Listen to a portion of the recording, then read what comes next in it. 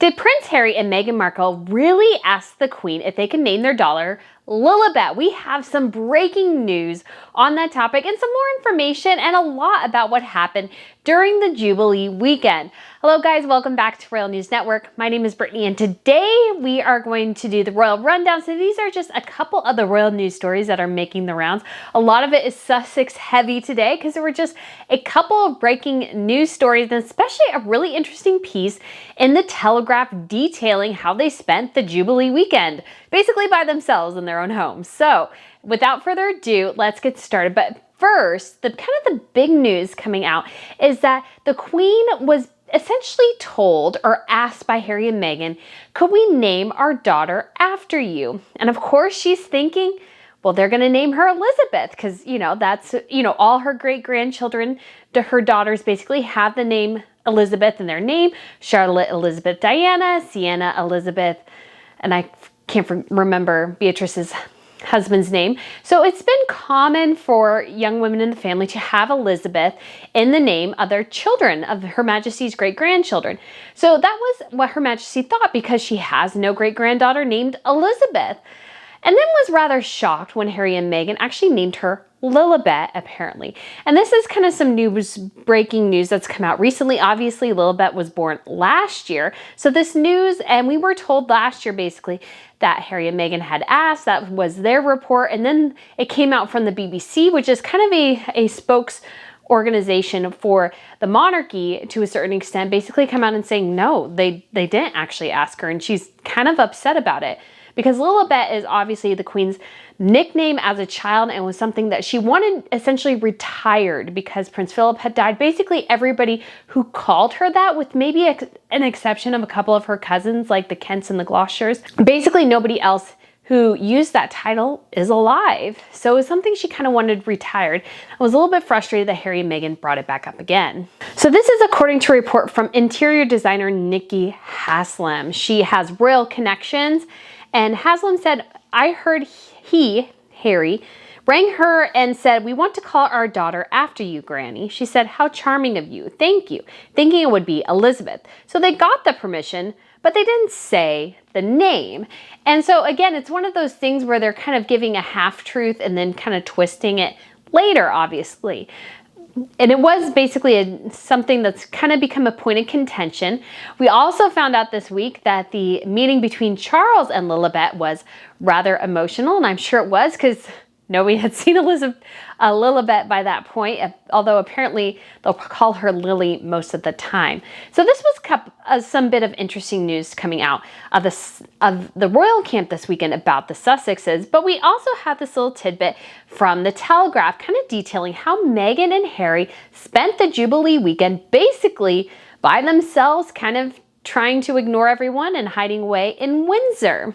So this article was written by Camilla Tominey of the Telegraph, and she shared that after the Trooping the Color ceremony, so this is the one that actually happens, so this is not the flypast or anything, this is the kind of military parade. And so apparently after that, the rest of the royal family, the extended royals went to St. James's Palace where they actually stood on the roof to watch the fly past.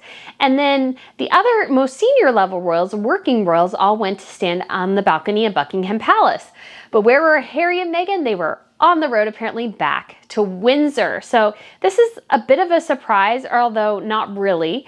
Actually, when I was at the Jubilee, some people that we ran into, I kind of wish maybe I had paid a bit more attention, although it looks like most of the royal family was at the Trooping of the Color, and then they came back to St. James's, so we probably wouldn't have seen them. But when I was at St. James's, I was basically by the entrance of St. James's Palace in Clarence House. The Duchess's family was there. We weren't told which Duchess. I assume it was probably Camilla. So she had family members who attended and came out and waved at everybody going by. In the carriages, no senior royals were out there. But apparently Harry and Meghan couldn't even be bothered to attend the flypast or anything, and they went back to Windsor. And apparently the rest of the young royals, obviously without the Cambridges, were supposed to meet with them later. But because the rest of the family had basically gone to James's Palace and then went and got a late lunch, apparently that got rather rowdy.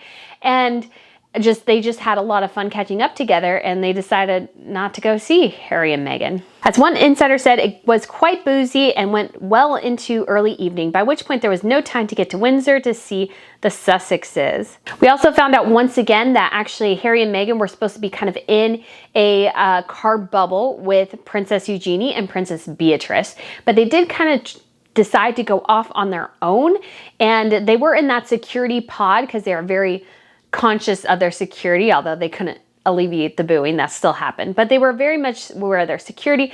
But they did, walking down the aisle of St. Paul's Cathedral, it just did look odd because it seemed like they were supposed to walk with Beatrice and Eugenie and their husbands, and because Harry and Meghan were further inside the row.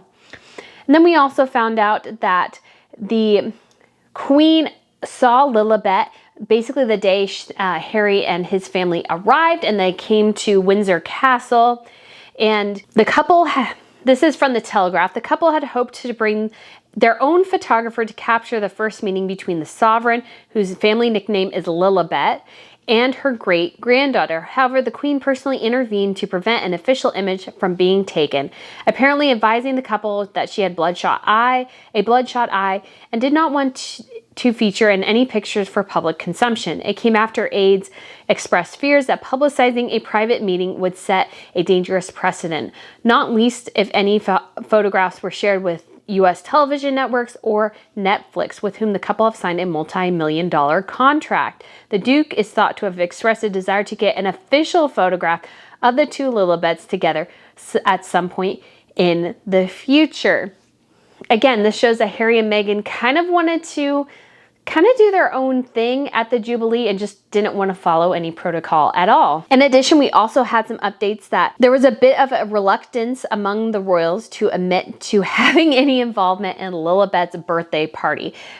It's pretty bad when your own family is reluctant to get involved in your own child's birthday party. That's especially a 1-year-old. That's pretty sad. And apparently, again, it's been reported that everyone was quote unquote invited. However, the only ones who reportedly showed up were the Tyndall and the Phillips. So it would have made also a lot more sense, for Eugenie's son and Beatrice's daughter, who are both about the same age, just within several months of Lilibet's birth, for them to be at the birthday party that they didn't attend is rather telling. So guys, this is your royal rundown for today. Sorry, it's very Sussex heavy, but there was just a lot of interesting news to come out, especially, just looking back at the Jubilee weekend and everything that happened. Obviously, Harry and Meghan were kind of they were a controversial addition to that weekend, and they pretty much got put in their place, and apparently they pouted about it. So guys, let me know what you think of this video. Thank you so much for watching, and we'll have more royal news next week. Thank you so much. Bye.